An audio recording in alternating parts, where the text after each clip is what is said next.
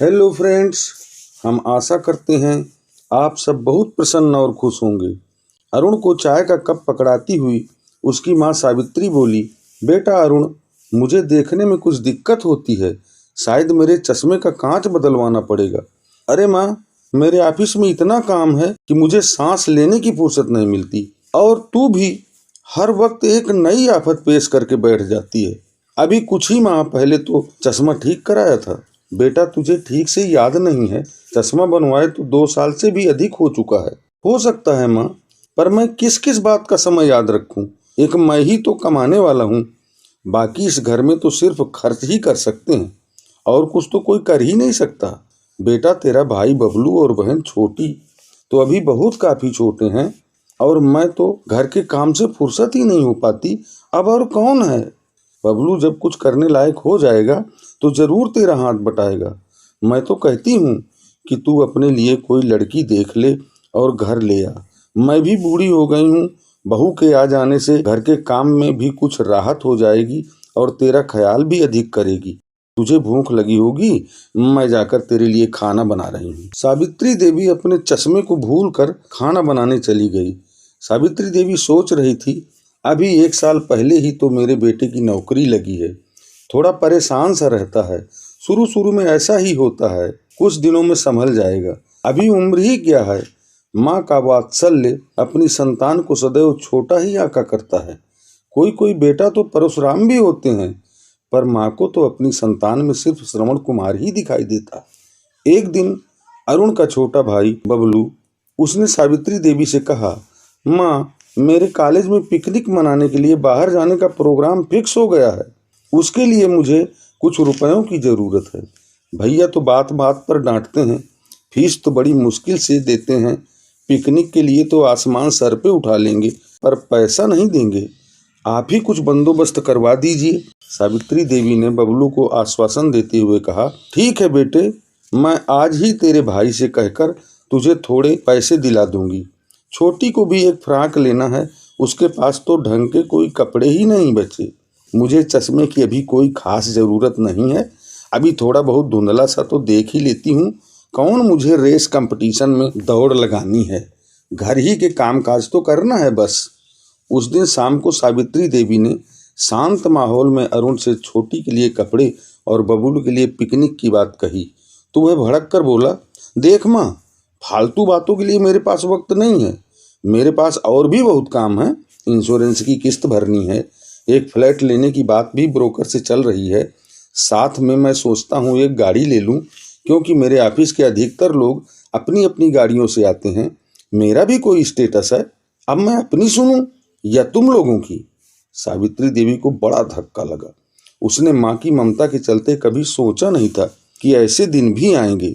अरुण के पिताजी का स्वर्गवास होने पर मृतक आश्रित के तौर पर मुझे नौकरी मिल रही थी, पर मैंने सोचा था बड़ा बेटा अगर नौकरी पा जाएगा तो वह अपने छोटे भाई बहन की पढ़ाई और शादी का बोझ उठा लेगा, और मुझे जो पेंशन मिलेगी उससे घर का सारा खर्च चलता रहेगा। पर मेरी पेंशन मिलते ही कोई न कोई बहाना बनाकर सारी पेंशन के पैसे भी हड़प लेता है। मैं बूढ़ी होकर भी घर की साफ सफाई से लगाकर सारा काम करती हूँ, फिर भी ये मानना तो दूर, मेरी कोई भी बात सुनता तक नहीं है। ना तो छोटे भाई बहन का जरा सा ख्याल है इसे, और आंखों से नीचे की ओर ढरक रहे आंसू अपने आंचल से पोंछती हुई घर के कामकाज में लग गई, क्योंकि वो काम भी तो उसी को ही करने थे। सावित्री देवी ने बबलू और छोटी को ढाढ़स देते हुए कहा, तुम फिक्र ना करो, बस 4-5 दिन की ही तो बात है। मैं अपनी पेंशन मिलते ही तुमको पिकनिक की फीस और छोटी को कपड़े का बंदोबस्त कर दूंगी। बबलू बेटे, अब हमारा समय अच्छा नहीं चल रहा, वरना वही अरुण है जो मेरी उंगली पकड़ के चलता था। बड़ा होने पर भी हर बात मानता था, पर अब तो वह मेरी कोई बात ही नहीं सुनता, जैसे मैं उसकी माँ नहीं, कोई मजदूर या भिखारन हूँ। इधर तो कुछ दिनों से उसे मेरा बनाया हुआ खाना भी कम ही अच्छा लगता है, क्योंकि वो आजकल अक्सर बाहर से ही खाकर आने लगा है। जिस दिन सावित्री देवी को पेंशन मिली, उसने उचित पैसे बबलू को दे दिए और छोटी को कुछ कपड़े भी मंगा लिए। ऐसा उसने पहली बार ही किया था। फिर भी उसने बचे हुए सारे पैसे अरुण को दे दिए, पर उस मक्कार को ये बात बहुत ही नागवार गुजरी। वो पैसे लेते हुए सावित्री देवी से बोला, कलेजे में ठंडक आ गई होगी तुम्हारे माँ, खूब फिजूल खर्ची करो, बाकी मैं तो हूँ ही कोल्हू का बैल, झेलूंगा सबको।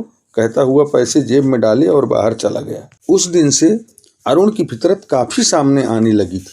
उसे इस बात का जरा भी भान नहीं था कि ये नौकरी जो वो कर रहा है वो इसकी काबिलियत पर नहीं, बल्कि उसके पिता की मृत्यु के बाद सावित्री देवी के रहमो करम पर मिली थी। एक दिन सावित्री देवी आंगन साफ कर रही थी, पर चश्मा उपयुक्त न होने के कारण वो ठीक से न देख सकी और नाली में फिसल कर गिर पड़ी। चोट लगने के कारण जोर जोर से रोने लगी। बबलू और छोटी दौड़ कर आए और उसे उठाने का प्रयास करने लगे, पर वह उठ ही नहीं पा रही थी, क्योंकि उसका तो एक पैर टूट चुका था। बबलू दौड़ते हुए अरुण के ऑफिस पहुंचकर उसे सारी बात बताई, पर अरुण ने जरा भी सहानुभूति न दिखाते हुए कहा, अभी तो मेरे पास जरा भी टाइम नहीं है, गिरने से थोड़ी छोटी मोटी चोट तो लग ही जाती है, मेरे जाने की क्या ज़रूरत है, तुम लोग तो खुद ही सेल्फ डिपेंड हो, मैं कोई डॉक्टर तो हूँ नहीं। तुम जाओ और हल्दी चूना गर्म करके लगा देना, शाम को जब छुट्टी होगी मैं तभी आ पाऊँगा।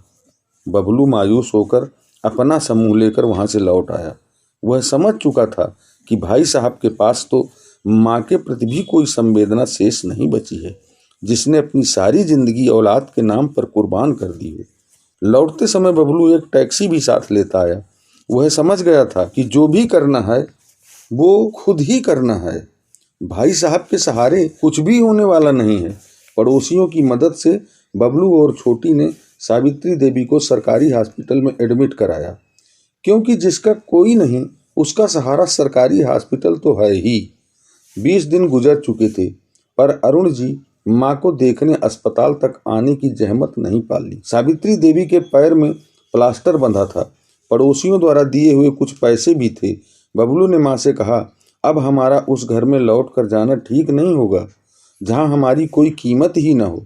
सावित्री देवी ने बबलू को धीरज देते हुए कहा, तुम्हारे पिताजी मरणोपरांत हमें पेंशन रूपी इतना सहारा तो दे ही गए हैं कि हम एक सस्ता सा घर किराए पर लेके रह सकें।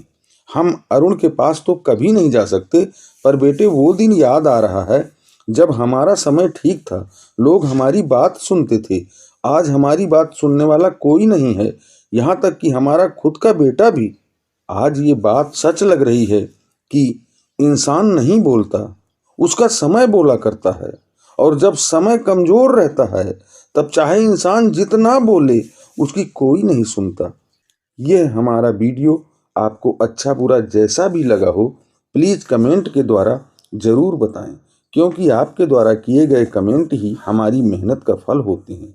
वीडियो में अंत तक बने रहने के लिए आपका बहुत बहुत धन्यवाद।